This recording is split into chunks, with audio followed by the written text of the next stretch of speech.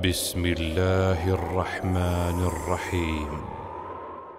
بسم الله الرحمن الرحيم. الحمد لله والصلاة والسلام على رسول الله صلى الله عليه وعلى آله وأصحابه ومن والاه.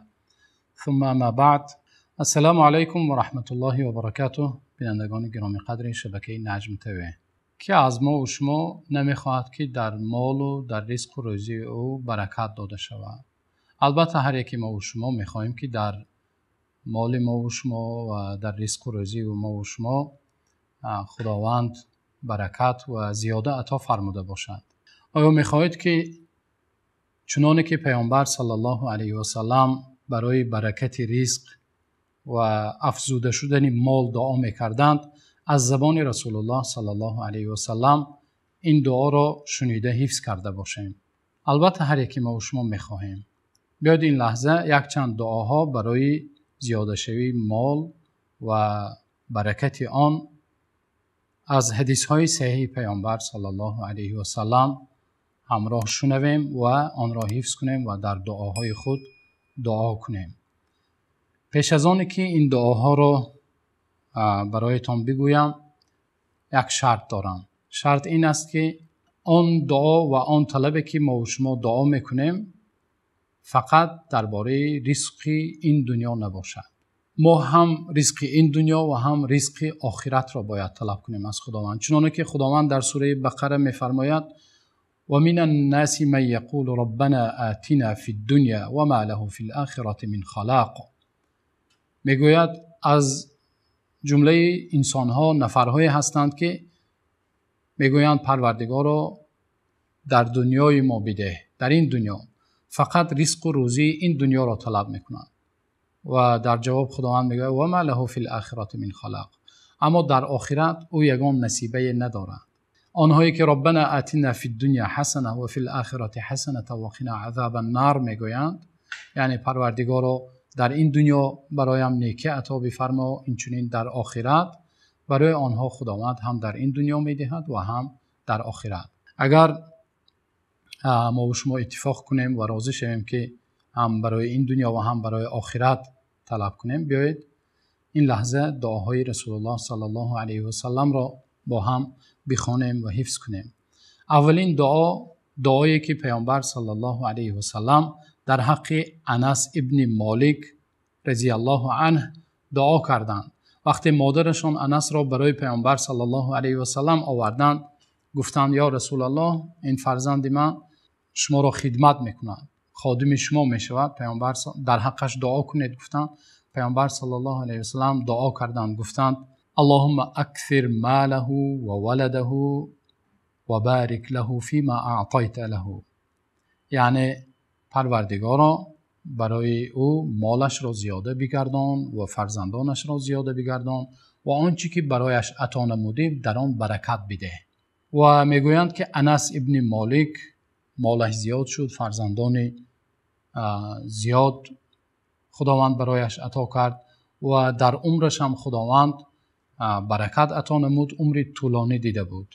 و از این ما و شما از این دعای پیامبر صلی الله علیه و سلم خلاصه میگیریم که این دعای رسول الله صلی الله علیه و سلم را که در حق انس ابن مالک کرده بودند برای خود دعا میکنیم از زبان رسول الله صلی الله علیه و سلم: اللهم اکثر لی مالی و ولدی و بارک لی فیما اعطیتنی.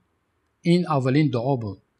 دعای دیگر از رسول الله صلی الله علیه و سلم روایت شده است که پیامبر صلی الله علیه و سلم وقتی نماز میخواندند بین دو سجده به سجده میرفتند و بین دو سجده دعا میکردند، میگفتند اللهم اغفر لی وارحمنی وعافنی واهدنی وارزقنی. یعنی معنای دعا چنین است: پروردگارا گناهان مرا بیامرز و مرا رحم کن و مرا هدایت کن و مرا عفو بکن و برایم رزق عطا بفرما. این دعای رسول الله صلی الله علیه و سلم در نماز بود. پیامبر صلی الله علیه و سلم چنانه که در یک روایت دیگر آمده است، در نمازهای شب پیامبر صلی الله علیه و سلم همچون مناجات با خداوندشان این دعا را میگفتند. اینچنین باز یک دعای دیگر که پیامبر صلی الله علیه و سلم روز به خانهشان میگویند و از همسرشان میپرسند که در خانه یگان چی هست برای خوردنی، میگویند یگان چی نیست. سپس پیامبر صلی الله علیه و سلم دعا میکنند، میگویند اللهم انی اسألک من فضلک و رحمتک فانه لا یملکها الا انت.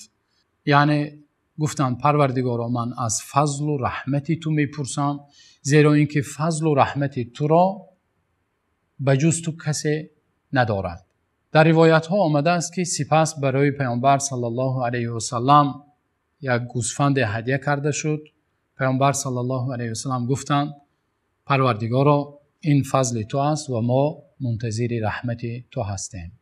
و باز یک دعای دیگر از رسول الله صلی الله علیه و سلم روایت شده است که پیامبر صلی الله علیه و سلم میگفتند اللهم انی اسألک علما نافعا و رزقا طیبا و عملا متقبلا.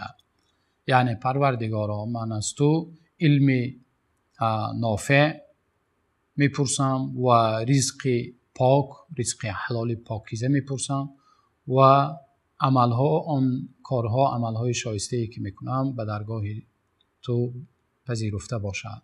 این یک چند دعاها بود از رسول الله صلی الله علیه و سلم در حدیث‌های صحیح روایت شده است. اینچنین از رسول الله صلی الله علیه و سلم روایت شده است که پیامبر صلی الله علیه و سلم از فقر و از قرض پناه می‌طلبیدند. رسول الله صلی الله علیه و سلم میگفتند اللهم انی اعوذ بک من الکفر والفقر.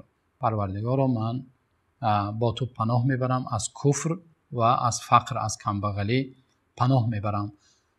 با این دعاهای زیبای رسول الله صلی الله علیه و سلم دعا کنیم، حتما خداوند به رزق ما و شما برکت عطا خواهد کرد. و اینچنین کوشش کنیم هر صبح و هر شام از فقر و از قرضداری و از نیازمند شدن با خداوند عزوجل پناه ببریم.